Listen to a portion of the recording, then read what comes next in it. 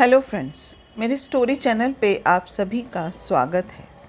मेरी आज की कहानी है पति को संभोग सुख देने पर वह तुम्हें दुनिया के सारे सुख देगा। पति को संभोग सुख देने पर वह तुम्हें दुनिया के सारे सुख देगा। यह बात मैंने अपनी सहेलियों, माँ और चाची से हमेशा सुनी थी, लेकिन असल में कमी कुछ और थी। मेरा विवाह 35 साल की उम्र में हुआ। ये काफ़ी लेट समय था और जिससे मेरी शादी हुई उसकी उम्र 37 साल थी। पहले लोग शादी जल्दी करने पर जोर देते थे, लेकिन आज लोग पहले कैरियर बनाने के पीछे भागते हैं। कम उम्र में हुई शादी से आप अपने पार्टनर और परिवार से घुलने मिलने में ज़्यादा आसान होते हैं, लेकिन देर से हुई शादी में लोग इतने जटिल हो जाते हैं कि वे अपने आप को नए माहौल में ढाल नहीं पाते। 35 की उम्र में शादी होने से वैसे भी शरीर में काम वासना खत्म हो जाती है। रही सही कसर 37 साल के पुरुष के अंदर भी नहीं बसती है तो एक बात, वो है साथ। जब मेरी शादी हुई तो मुझे पता था कि जिस व्यक्ति से मेरी शादी हो रही है वह काफ़ी कम कमाता है, पर 35 साल की उम्र होने पर मेरी माँ को भी काफ़ी चिंता होने लगी थी, क्योंकि मेरे पापा की मृत्यु समय से पहले हो गई थी। लोगों ने बोला शादी करो, नहीं तो उम्र निकल जाएगी। सहेलियों ने कहा रात को बिस्तर पर पति को खुश रखो, वह खुद मेहनत करके ज़्यादा पैसे कमाएगा। सबकी बातों को ध्यान में रखकर मैंने शादी कर ली, लेकिन शादी के बाद पत्नी के साथ साथ एक पुरुष की ज़िंदगी में एक और चीज़ आती है जिसे हम जिम्मेदारी के नाम से जानते हैं। मेरे पति जानते थे कि मैं शादी से खुश नहीं हूँ, क्योंकि उनकी आय कम है। शादी की पहली रात उन्होंने मुझसे कहा, देखो मेरी आय कम है, उम्र ज़्यादा है, इसका मतलब यह नहीं है कि हम दोनों साथ में खुश नहीं रह सकते। मैं तुम्हें सभी संसाधन तो नहीं दे सकता, लेकिन इतना ज़रूर दे सकता हूँ कि हमारी ज़िंदगी अच्छे से चले। और उस रात खाली यही बात हुई।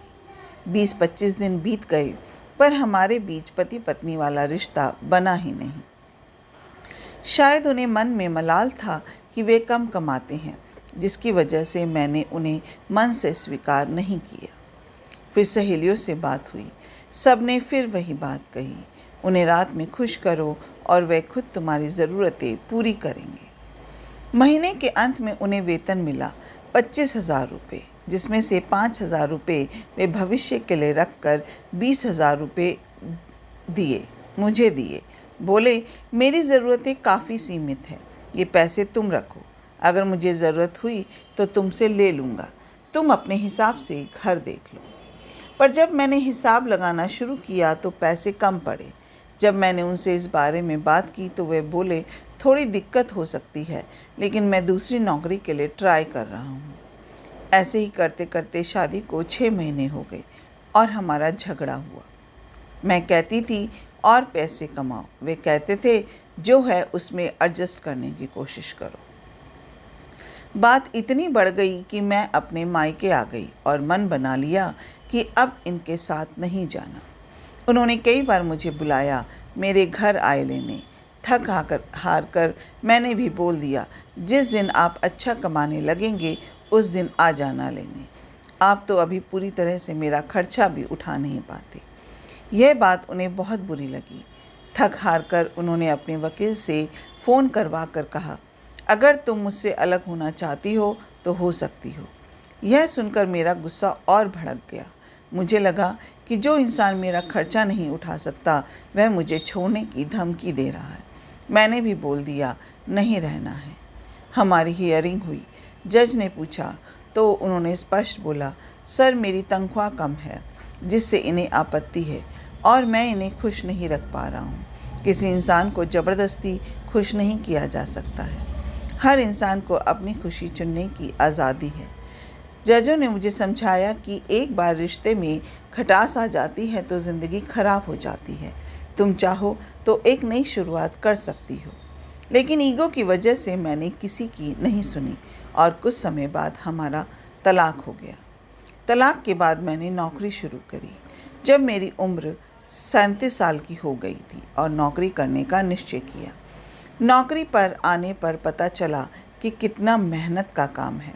अब समझ में आने लगा कि नौकरी करना कितना कठिन है। पहले घर बैठे 20,000 मिलता था, अब 15,000 मिल रहा है और दिन भर की मेहनत। एक पुरुष अपने परिवार की कमी को पूरा करने के लिए दिन रात मेहनत करता है, लेकिन हम औरतें सिर्फ यह सोचते हैं कि कैसे हमारा काम पूरा हो। लेकिन आज उसी व्यक्ति की तनख्वाह 86,000 रुपये है। मैंने यह गलती की कि रिश्ते को पैसे के पैरामीटर पर तोलने लगी थी, लेकिन यह सही नहीं था। यदि प्यार से समझती तो हमारा जीवन भी आगे अच्छा चलता।